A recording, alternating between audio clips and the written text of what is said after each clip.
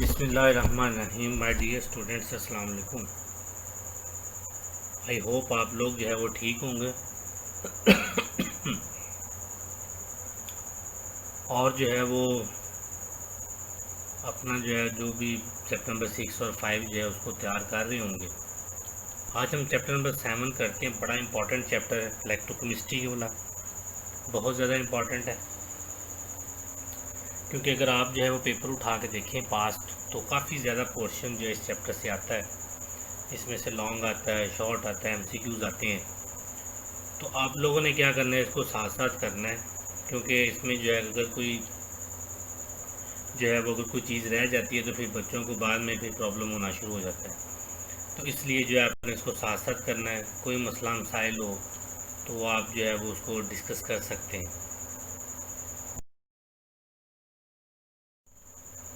आज मैंने आपसे जो बातें डिस्कस करनी, सबसे पहले उसमें इलेक्ट्रोकेमिस्ट्री का कंसेप्ट है, फिर स्पॉन्टेनियस और नॉन स्पॉन्टेनियस रिएक्शन कौन सी होती हैं, फिर ऑक्सीडेशन स्टेट्स और रिडक्शन क्या होता है on the basis of hydrogen and oxygen. सबसे पहले इलेक्ट्रोकेमिस्ट्री की बात करें तो अगर आप इस वर्ड को गौर से देखें,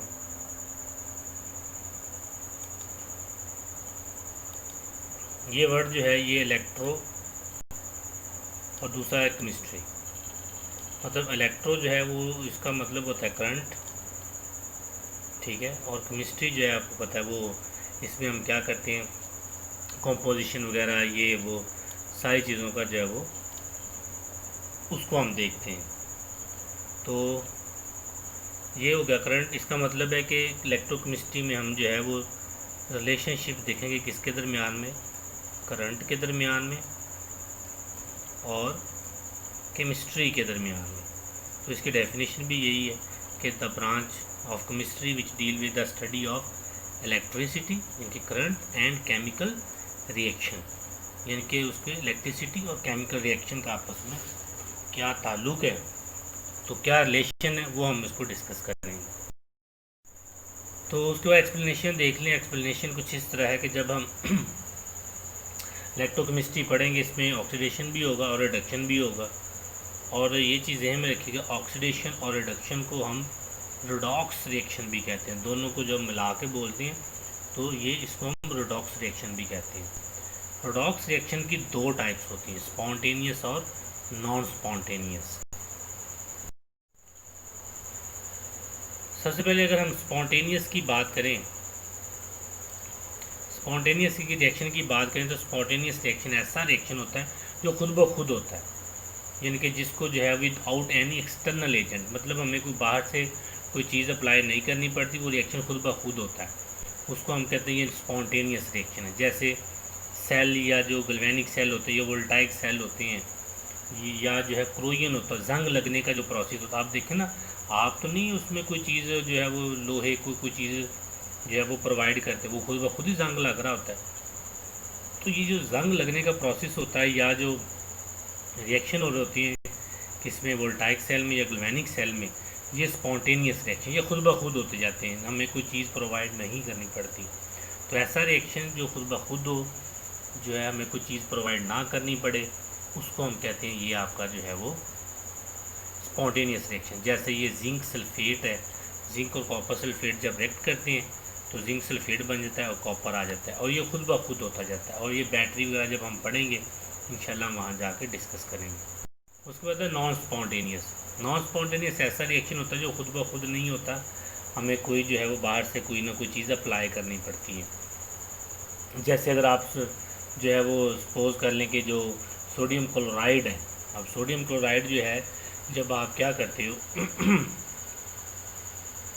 ब्राइन सोल्यूशन जो है, ब्राइन सोल्यूशन क्या होता है कि जब आप नमक को जो है पानी में डाल देते हैं तो वो ब्राइन सोल्यूशन बन जाता है। कौन सा बनता है सोल्यूशन, ब्राइन, यानी कि नमक को जब पानी में ऐड कर देते हैं तो ब्राइन सोल्यूशन बन जाता है।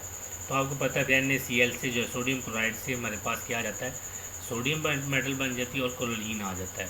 ये होता है नॉन स्पॉन्टेनियस। इसमें हमें क्या करना पड़ता है, बाहर से करंट वगैरह अप्लाई करना पड़ता है, क्योंकि जब आप करंट अप्लाई करोगे तो फिर ये ब्रेक डाउन होगा, अगर करंट अप्लाई नहीं करोगे तो ये ब्रेक डाउन नहीं होगा। इसका मतलब है कि ये खुद ब खुद नहीं हो रहा, हमें जो है वो करंट अप्लाई करना पड़ रहा है। जो करंट अप्लाई कर रहे हैं वो आपका होता है एक्सटर्नल एजेंट या एक्सटर्नल जो भी चीज़ आप उसको प्रोवाइड कर रहे हैं। ऑक्सीडेशन रिएक्शन क्या होता है? ऑक्सीडेशन रिएक्शन होता है एडिशन ऑफ ऑक्सीजन और removal of hydrogen during chemical reaction. यानी कि केमिकल रिएक्शन के दरमियान जब भी केमिकल रिएक्शन हो रहा हो तो अगर ऑक्सीजन ऐड हो या हाइड्रोजन रिमूव हो तो हम उसको ऑक्सीडेशन रिएक्शन। रिडक्शन रिएक्शन क्या होता है? रिडक्शन में हाइड्रोजन ऐड हो रही होती है और ऑक्सीजन जो है वो रिमूव हो रही होती है। तो ऐसा रिएक्शन जिसमें हाइड्रोजन ऐड होती है और ऑक्सीजन क्या होती है? रिमूव होती है, उसको रिडक्शन रिएक्शन कहते हैं।